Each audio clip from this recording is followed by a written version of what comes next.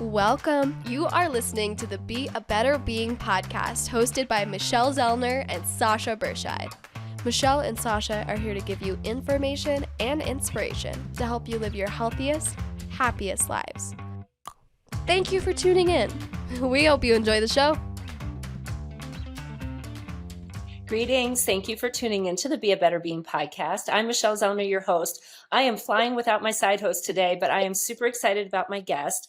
This is one of the people that I have been introduced to by somebody who is the ultimate connector. Eventually, I'm going to have Dr. Darian Parker on my show. Rachel and I were just chatting about what a great human he is and how I know I have so many connections because of him. And Rachel is one of them. So before we're going to dive into your story, Rachel, welcome to the show. I'd love for everyone to just have a little background on you, and then we're going to get into all the things that you are doing. Sounds great. Thank you for having me, Michelle. I'm so excited. My name is Rachel Lavin, like we talked about. I have been a Group X instructor, a personal trainer, a health coach. I've been in the industry over 23 years. In 2020, I wrote my book, The Doughnut Diaries, which I know we're going to chit chat about, but it is my personal story of how I spent my whole life struggling with food, struggling with weight, losing, gaining, blah, blah, blah. And I just decided at 40 that I needed to take my power back. I wanted to be happy for the rest of my life. And I figured out how to do that. And now I share that with the world. I love it. And I can't wait to hear how you did it because listeners, you know, Sasha and I have talked at length about this topic. She and I both had major hurdles when it came to our relationship with food as well. I also wrote my book back in 2018, and a lot of it focused around kind of the same thing. Like, I need to figure this out. And I need to go on the journey and go through the process and then realizing that I am not unique. I am not alone in this. I am not the only person who struggles. And if I can share some of the things that I struggled with, as well as the solutions I found to those struggles with others, hopefully it can make other people's journeys easier, or at least let them know that there is a way. And yes, it's hard, but it is so worth the hard. So take us way back. Like, let's start at the beginning and kind of go through what that story looks like for Rachel.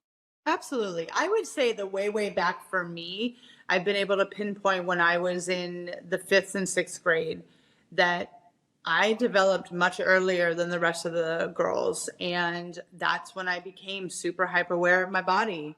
And having this awareness even then that I would gain weight and lose weight. And I already had, a tummy and boobs and all those things. And the other girls didn't. So just kind of starting off my life as a young woman and a teenage girl feeling different was, now that I can look back on it, was just really hard. And I carried that whole thought process that you're different, you're not the same. You have to live your life differently than I thought other people did. I didn't know it was so hard for, like you mentioned, other women. I thought it was just me. And I felt alone for a long time. And it was just something that I struggled with. I just don't. And again, now at this point in my life, this is not a put down to myself. It's an awareness that I don't have the body that can just sit still. I have to move. I have to eat foods that make me feel good, or else I will gain weight. That is just the way my body works. I've accepted it. But then I just remember feeling super betrayed by my body. It's like, why can't you just stay skinny? Why? And all the diets and all the things that I was doing to my body was only making that much more difficult. And I know that now.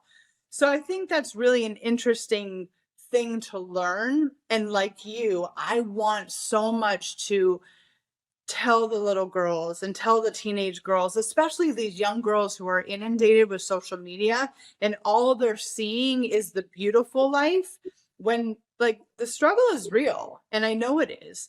So how can we, without telling them and taking away their own experience, that to educate them and have them realize that it's a mindset, it's not an aesthetic thing. Well, what I really love about this conversation we're going to have is we have had very different personal experiences that led us down the same internal narrative, right? Mhm. I was a gymnast. I was little. I was strong. I was, always having to manage my weight. I didn't get to eat, right? And so I had this opposite, like a total late bloomer, like way late, way, Mhm. way, way late, right? So I Mhm. had this total opposite experience from what you had, and yet our narrative was very much the same. You're different. It's not fair. Why me? I Yeah. don't, why can't I just get to do all the things all the other people are doing and still be the way I am and not have to struggle or think about it or think that every single decision I make about what I eat or don't eat is going to have a huge impact on me because it is. But why does it have to be that way? And I love that you said like feeling betrayed by your body. I feel like, yeah, I can definitely relate to that feeling betrayed by just the way I had to live life in order to do what I love doing. And, Mhm. same thing when you're 10, 12, 13, like you don't understand this stuff, right? Yep. You just see what you see growing up and heavily entrenched in diet culture, right? And we're still there. But back then, diet culture was don't eat and definitely don't eat fat. I mean, Yep. let's make sure we don't eat fat, right? Yep. Yeah. Yeah.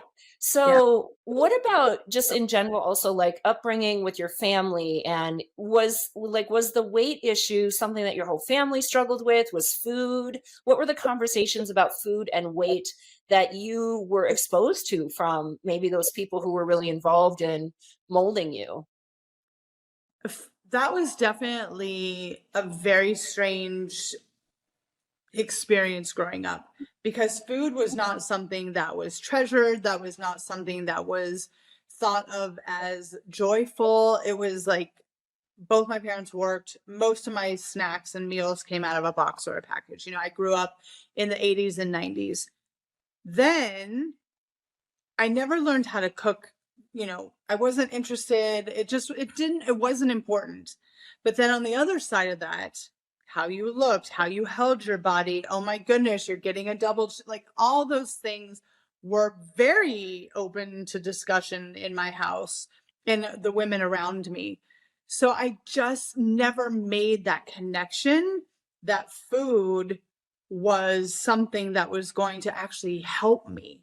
It always was the enemy. It always was something I didn't understand. And when I'm telling my story, I say this a lot because I think it's important to understand. Like, I used to get angry at my hunger. I used to get angry at the fact that I have to eat again. Are you serious? Like, don't you understand? I'm trying to get this small body and I don't want to eat and all those things. It was something that was in my brain constantly for most of my teenage years and for sure throughout my adult years. And that is so interesting as well because I had a completely opposite impact. I was hungry all the time and I just knew I had to feed myself and I would get commentary. Didn't you just eat? Are you Mm, eating again? I'm like, yeah, aren't I supposed to? I'm hungry. Like, so that started me questioning, well, apparently eating is a bad thing. Apparently I'm not supposed to eat even though I'm hungry. I feel like I need to eat. Now there's judgment because I'm eating. yeah. And, same as you, I'm not going back to blame anything. It's just that when we don't have the awareness of how these things impact somebody's internal narrative, it can really plant some seeds that can flourish into things that are not very healthy and helpful at all. So you're going through adolescence, young adulthood, right? And I'm guessing this relationship with food is becoming really toxic. Can you maybe go into a little deeper dive into what that looked like for you? Yes. And when I begin the story with this, I don't ever want to make women who really suffer from bulimia.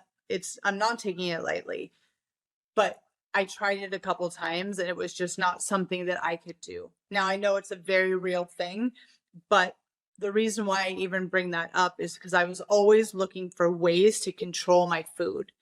And when I realized that that was not going to work for me, I had to figure out another way, and that was restricting. So I would not eat for as long as I could stand it. And then when I would eat, it would literally be like rummaging through a garbage pail because I was so hungry. I wasn't making good choices. I had no idea what foods to eat that actually would nourish me and help along. I would just eat anything that would stand still.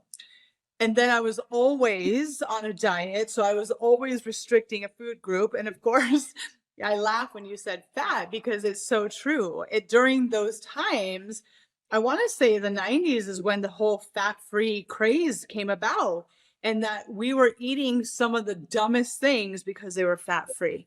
Yes. And Snackwells? Did you indulge in Snackwells? yeah, and Entenmann's, hello. Oh, yes. Fat-free Fig Newtons? Oh, yeah. Line it up, baby. It's good for me, right? I'm not eating fat. Good job, me. Yes. Mhm. Yeah. Yeah. And so but now with all the chemicals that was replacing all that, I mean, we can go have another conversation about that. So food always looked like an evil thing. Food was always just something that I had to force myself to do. And when I don't want to get ahead of you, but when I did reach that age of 40 and I realized I don't want to do this anymore, that chartered, and again, I am 51, almost 52 now, and this has still been a process. I didn't really honestly stop restricting 100% until I can't remember the age. So let's just say 2018 is when I really started to learn about health at every size, intuitive eating, and honoring your hunger. I didn't really learn about it until then. And so I'm still recovering from all that stuff that I lived with for over 30 years. Well, I think that's a really important point is to make because I know a lot of people we are just looking for the quick fix, right? The overnight magic. Mm, My journey didn't happen overnight either, right? I mean, it is a very long process and you start to peel back layers and then you learn a little more and then you do a little more and then you learn a little more and then you feel like you're not making any progress and then you have a gigantic epiphany and like that's what the process is and I mean, so often people don't wanna go through the process. They're just looking for the magic diet. yeah. Just give me the magic diet. Well, there isn't one, right? And this is something I've been working with people and including myself for many, many years. Mine started a little younger. I so after I quit gymnastics, I went on the I can eat whatever I want tour, and I did. And I gained 55 pounds in about a year and a half. All the while, I was like, this is amazing. And yet inside, it was like, oh my God, you are disgusting. What is wrong with you? I was like, oh, I'll worry about it tomorrow. And like, well, I'll worry about it Monday. Oh, I'll worry about January. Oh, I'm going to worry about it now 7 years later. Like, is literally how that went, Yeah. right? Yeah. But all along, it was really there was constant battle. I hated food. I loved food. I loathed it. I was afraid of it. I was mad at it. I was pissed off about everything about it. Like, yeah, it was every feeling all at once rolled up into one every single time that there was going to be some event with food in front of it. And let's face it, that's like pretty constant in our world, right? Mhm. So for me, it was you better figure this out like sooner rather than later, or your future self is not going to be pleased. And so mine starting down the road was probably in my early to mid 20s, Mm. but it took a long time to fully figure it all out. And I'd say I've been here for I don't know, maybe 7 or 8 years now. Mhm.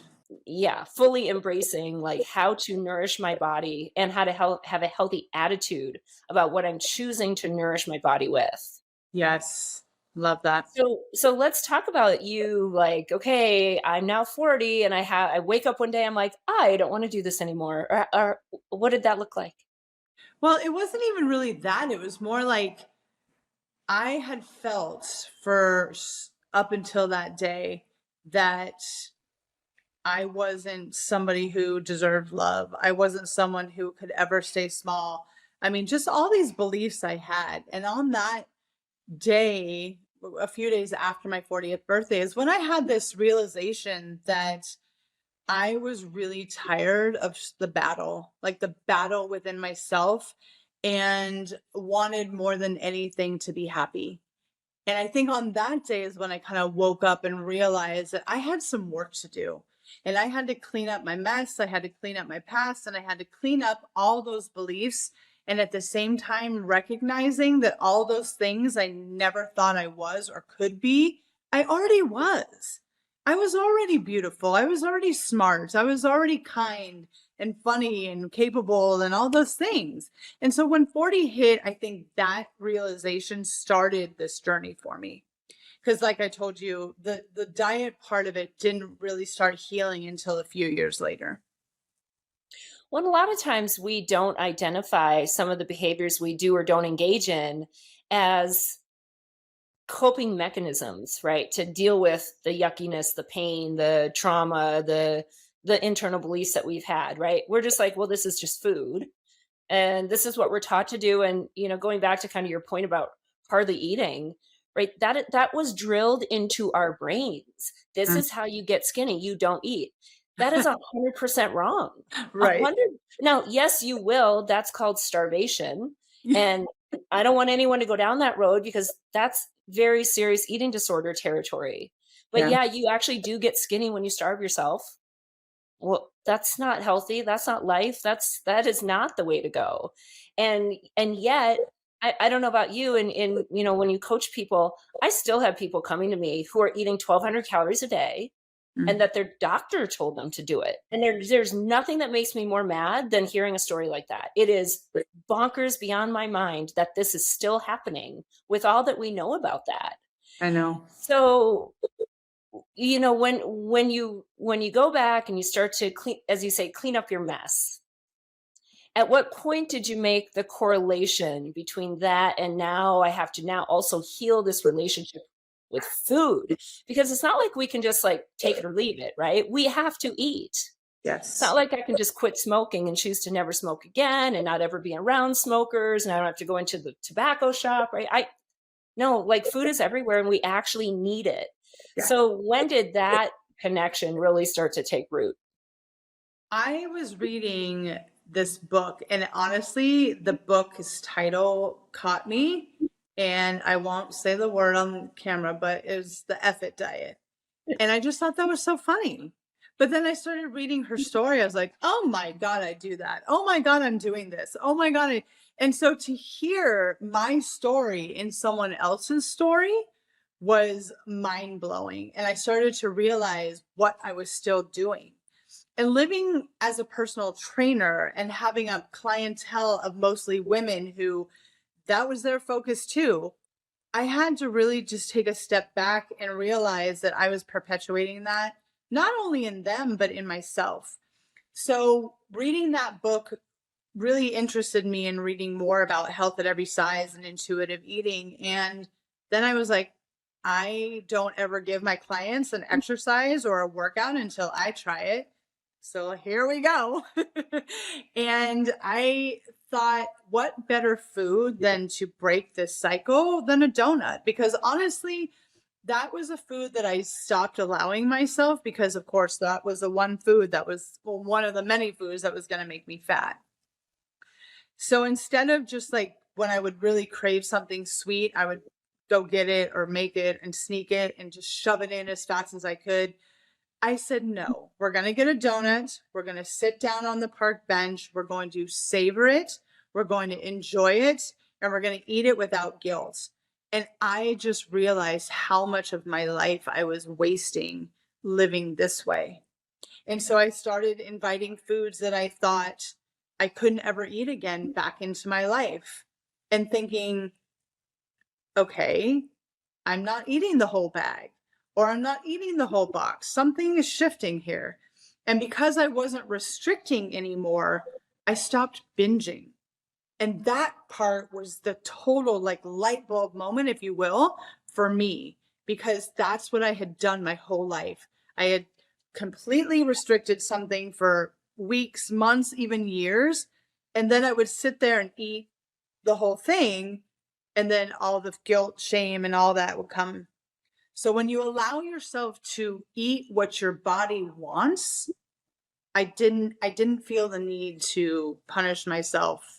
And that to me was like freedom. Absolutely. I mean, Rachel, I love this. Like you and I, we literally lived like literally parallel lives.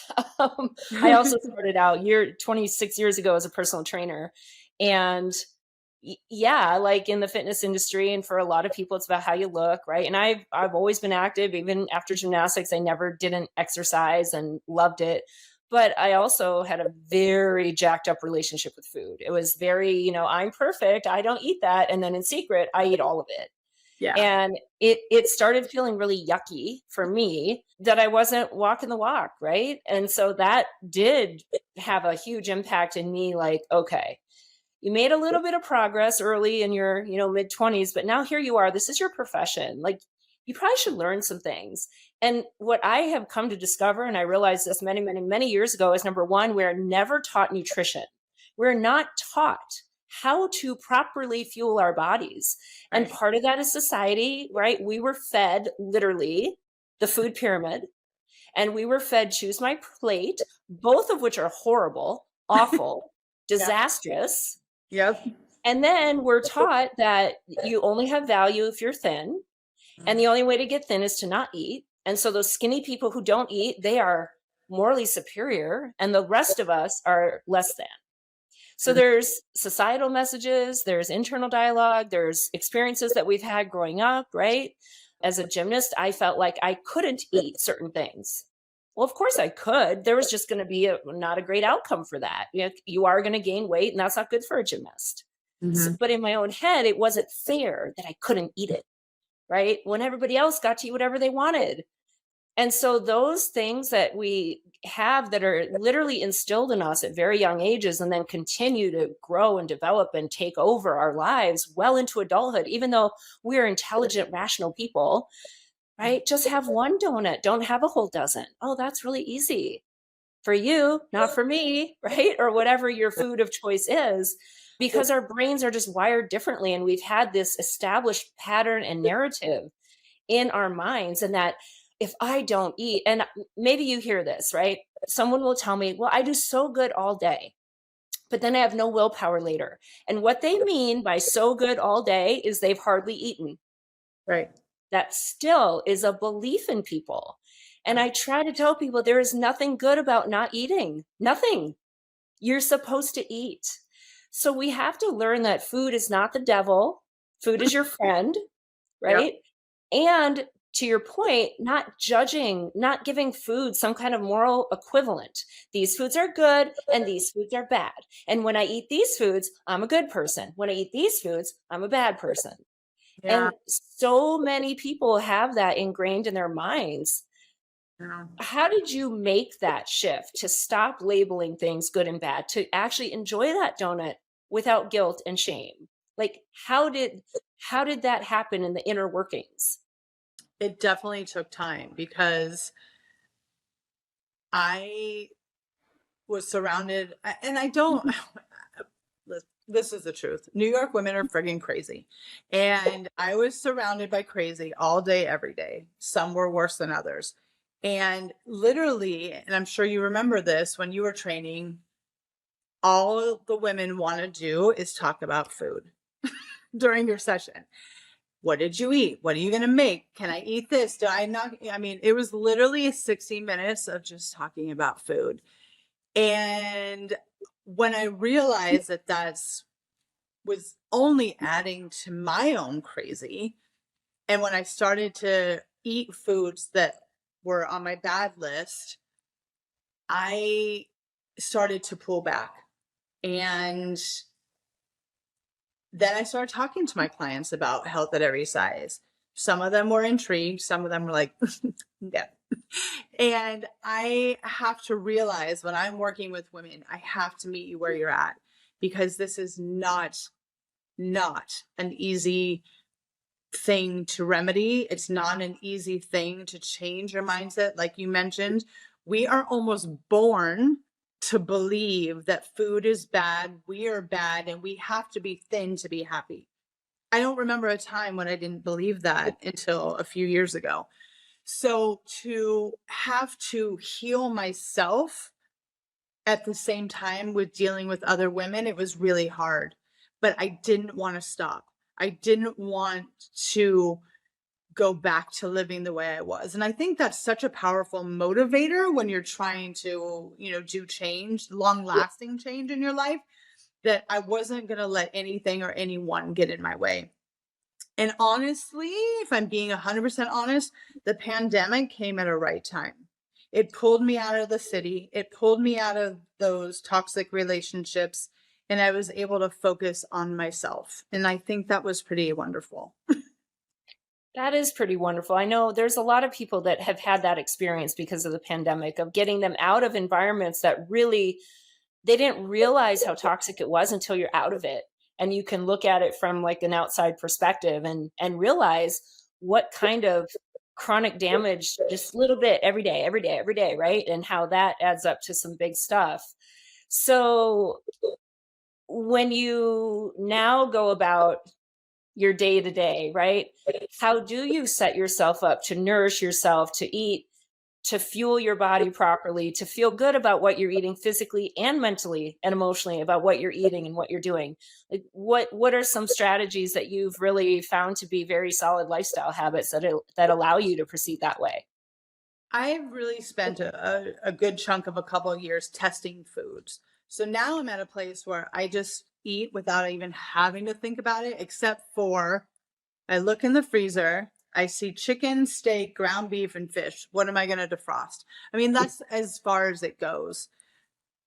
So I've learned that there are certain foods that just don't agree with my body, and that's perfectly okay because there are a ton more foods that do. So I know which foods work for Rachel's body. So I, eat those. I've also realized and learned about myself that breakfast, lunch, and dinner and a snack is crucial for me to get through my day and to feel, good, and my mood is good and my energy level is good. And sometimes that's not always the case. Sometimes there is more snacks. Sometimes there's less snacks, but I always eat at least 3 meals a day. It's just the way my body is. So practicing, trying different foods, responding to my body. So elaborating on that a little bit, let's just take the pepper family. Anytime I eat something with peppers, and that can be red peppers, green pepper, any peppers, my body just responds with like bloating and discomfort. And so I just don't partake in those the way I do with other vegetables. And that's how I've learned that my body has an inflammatory response to certain foods. So now that I've done all that work and all that research, I can just kind of eat. And I love it. I do love it. It is such freedom, right? But the freedom came because you did all the work. Yeah. And I think so many people don't want to do the work. Just give Right. me the answers, right? Yep. Just give me the diet. Tell me what to Like eat. my cousin had these amazing results. I'm going to do what my cousin did. Okay, but you're not your cousin. Well, Michelle, what do you eat? Trust me, you don't want to eat what I eat because I eat a lot. Sasha was just here a couple months ago and she was like, okay, girl, I now see it. Like, you're no joke when you eat. Because I know me, same thing. I've gone through the experience and the experiment. Mm-hmm. You have to go through the process. You have to do your work to figure it out. Rachel and I are here to guide you on that. But I can't tell you what to eat. Years and years ago, people want a meal plan. I do not do meal plans. I will never do meal plans. I never did meal plans because I can tell you what to eat, but if you don't like it, your body doesn't like it, you're not around to make it, you don't have access to it, what's the point of a meal plan? It's useless, right? So for me, I know this was huge, is I'm going to focus on things that I like, that my body likes, that are also whole nourishing foods, right? Yeah. That give my body like actual resources. So often we focus on what we don't like, right? We see healthy food as punishment and all these other things as reward. And so we have this very like negative attitude about healthy food. I don't even call it healthy food. Food is just food. Yes. Food is just food. And as you and I have gone through this journey, we have figured out the appropriate balance of different foods to put in our bodies to get us results that we are comfortable with. Yes, absolutely. Yeah. But it's a process, right? Yes. And I would also love, if you don't mind, for me to add that I think so many women are force feeding themselves healthy foods because they've been told that it's healthy. And I love to just give you your power back and say, guess what? Stop eating it. If you don't like the taste of it, if you don't want to eat it, you're forcing yourself to eat it just because you've been told it's healthy. It's not worth it. There are so many other foods that will make you feel happy than kale. The two times I get people's like shocked face is when I tell them I don't eat kale and I don't do yoga. But you're the healthy girl. But you're the wellness girl. You're supposed to. No, it's actually, I'm actually okay. I don't. Now, there is a restaurant here that has a really delicious kale salad. So I do think sometimes it is all about how you prepare the food. So sometimes we think we don't like something and we're shoving it down because it's good for us. If I just made it a different way, I would be like, oh, yes, please put that in my mouth. Right. Oh, that's a good point. Yeah. But no kale for me. Yeah. Totally fine. Yeah, one thing that I really like to help people get their power is to focus on the foods you like. And what they realize is, wow, there's a lot of whole nourishing foods that I like. I'm just not eating them because I've had this attitude about them that I'm mad at it because I have to eat it, right? Mhm. And I can't eat that. No, you can eat whatever you want. You Yeah. really can. Yeah. I know for me, I can't eat whatever I want, as much as I want, as often as I want, and still have an outcome that I want. I know that because I did that. And it was an outcome that I didn't like. Yeah. And so I don't want to go back to that outcome. Mm. So yes, I mean, anybody who knows me and I want to hear your side of this, but still, even people who know me, they still are like, oh, Michelle, don't look at what's on my plate. Or, oh my gosh, I can't believe you're eating a brownie. Number one, why do I care what's on your plate? Like, and number two, why would I not eat brownies? They're delicious. So there's still a lot of commentary about what we are or aren't eating, a lot of judgment about what is or isn't being fed. How did that look as you were transitioning and going on this journey with maybe the people in your circle, your friends, your family, even your clients, right? How did that evolve for you? Well, I have had to really set some very clear boundaries, especially for the people in my life that at one point felt very comfortable commenting on my body. And so now I have a few things I say, but my favorite thing is like, my body is not up for discussion, or my body is none of your business. And I love to tell women that because I know that we all have a few people in our lives who have done that to us our whole life. So it's important to set those boundaries. And secondly, about what I'm eating, I think I must have just set a boundary with that too. But I will say that when I started this journey, I realized that I was putting it out there for that commentary. Do I look fat? What should I be eating? And when I stopped doing that, that kind of energy stopped coming at me. Mm. So I think I just kind of exude like, don't mess with me about this. But I'm pretty honest and I'm human, and all that stuff that was in my mind and in my heart for all those years, it does creep back in. And I have not said anything derogatory about my body out loud in a long time. And I did a book signing on Saturday, and there was just pictures left and right, left and right. And every picture, I kind of had a breaking point. I was like, can we just take a picture where I don't look like I weigh 800 pounds? And the minute I said it, I was like, you know what? I'm having a moment. I'm human. It's okay. We'll get past it. But it still happens. And I'm sure you feel this way too. But I'm so aware of it now that I can course correct pretty quickly and apologize to myself, because that's really who you have to apologize to, is yourself. It doesn't matter who hears you. It doesn't matter who sees it, because you're still learning. And that's the approach I take. That's such a great approach. And I want everyone to hear that. Like, Rachel and I have been both on this journey for a very long time. And people think that, oh, you have it figured out, that you never have these thoughts, or you never do this, or you never do that. No, we're people.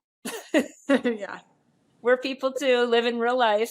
And I think just the more we say it out loud and talk about it, it's we need to hopefully break down that narrative in other people, right? And this assumption of what is or isn't going on in someone else's life. I remember years ago I was working with a young woman who was heavy and she really struggled, and similar story to yours, like just restrict, restrict, restrict, and then binge, binge, binge. And she was at like a company event, and in her words, my skinny coworkers have their plates piled with all this stuff, and I'm like, that's so not fair. Like, they eat all this stuff and they're skinny, and I'm like, you have no idea what they've done the other 23 hours of the day, what their habits are the other, 6 days of the week that you're not seeing them today. You have no idea what mentally and emotionally is going on in their head, why they are or aren't putting that food on their plate.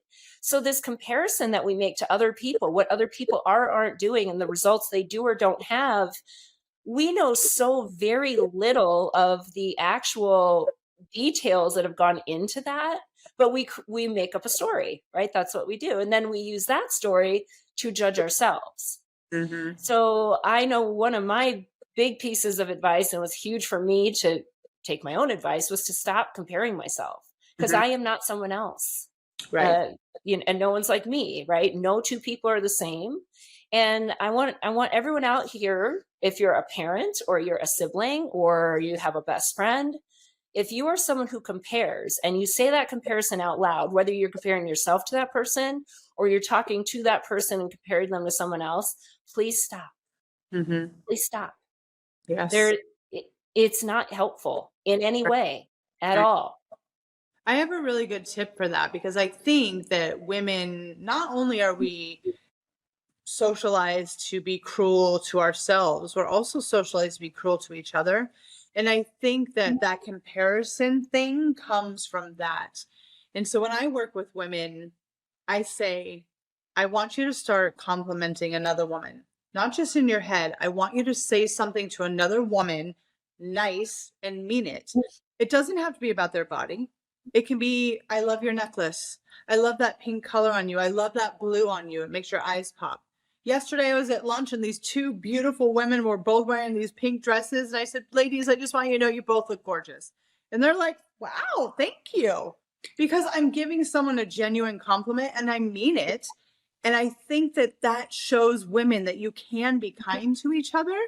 And then in turn, it just keeps coming back to you and you start treating yourself with kindness. Absolutely. I love that. In fact, I was just out for a walk yesterday and this gal and her friend walked by and I noticed her dress and I got my headphones on. She had her headphones on, but I just did one of these like cute dress. And she's Yeah. like, thank you. Yeah. Because it's so true. In fact, to your point, I think we shouldn't be commenting on bodies and looks, right? When we tell little girls, oh, you're so pretty. Okay, what does that mean? Right. Right now we're putting value on their look, right? Yeah. Let's support and celebrate everything. Now you can still say somebody is gorgeous, right? What does that mean? They have a beautiful energy about them. They have a kind, loving spirit about them, Yeah. right? Like there can be different definitions of these things. And it's something I've really worked on being mindful with my verbiage too. When I talk to friends or talk to myself or anybody, is I want to express that I enjoy what I see, right? Or what I feel when I'm around you, whether it's because you give me kindness, you give me love, you give me support, you're just radiating, there's something about you, right? I don't know what it is, but our natural go-to is to focus on how they look. So I don't know. I think words do have big impact, and it's so easy to make it come out. And I mean, if somebody is like looking stunning, gorgeous, I'm going to say you are looking stunning, gorgeous, and I'll tell you everything I mean about that if you want the details. But there are so many ways that beauty is exhibited, and I think yes, to your point, the more we can do that for each other, I think the better, because I know, for a lot of times we're trying to look good for someone else, right? We're trying to look good so someone else says, oh, you look good, because we need that external validation. Yeah. Really, all that matters is the internal validation, but that's the hardest one to get. It is. And I'm very grateful that I learned that lesson, because looking on the outside for that validation for most of my life, it's not only exhausts the people in your life, but you're never going to believe it. No. And you're never going to get what you actually want, Mm. ever. Right. Because you're chasing something that isn't there authentically. Right. And I know this because I did the same. Yeah. Yeah. Well, Rachel, this has been a great conversation. Tell us a little bit more about the Doughnut Diaries, where people can find it, and what maybe a little preview of what they'll read when they pick up a copy. Okay. Well, I wanted to write my book. I think we have touched on why, but when I decided it was going to happen, I I didn't want it to come across as your typical self-help book. I wanted it to be like you and I were sitting on the couch of my apartment and having a glass of whatever and just talking and having a good time. I wanted my book to come across as real and authentic, but I also told some funny stories. I wanted laughter. I wanted tears. I wanted it all. But more importantly, like that is the one thing you close that book and you're going to say, I am not alone. That was my 100% mission for writing the book. It is available on Amazon. My website is Rachel Lavin Wellness, which is also there. But yeah, so that's where it is. I love it. This has been such a delightful conversation. We'll have all your connections to all your links in the show notes. And I hope everybody that is listening, if any of these things are resonating with you, number one, you'll go get Rachel's book. Number two, you'll reach out to her to talk and maybe have you coach her. And if nothing else, number three, you will sit in reflection with yourself and kind of figure out what these narratives are, what maybe is holding you back from living your best life. And if food and your relationship with food or your belief about yourself, your body, any of that is part of that, then hopefully you're ready to do some work on that. And we are all here to help you in that, whether it's through coaching or just keep on listening to the podcast, it's reading our books. There is certainly no shortage of support and guidance out there, because here is a fact: you are not alone. And people who come to me and they're like, oh my gosh, I thought I was the only one. I just want to tell people, you're not that unique. Okay. We're all unique. You're not that unique. We all have a lot of stuff that is very, very similar. So know that there's comfort in that, and know that you can get to a much better place. Rachel and I are proof positive of that. But you got to do the work. Yeah. You got to do the work. Yeah. So Rachel, thank you so much for coming on and sharing. And everybody, now it is your turn to go and be a better being. Thank you for listening to the Be a Better Being podcast. Michelle and Sasha hope that what you heard today inspires you to embrace this journey of life with an open mind, a kind heart, and a willingness to learn and evolve. If you enjoyed the content, please help spread their message by subscribing, sharing, and leaving a 5-star review. If you have a show topic idea or would like to be a guest, please visit betterbeings.net and fill out a contact form. Until next time, go and be a better being.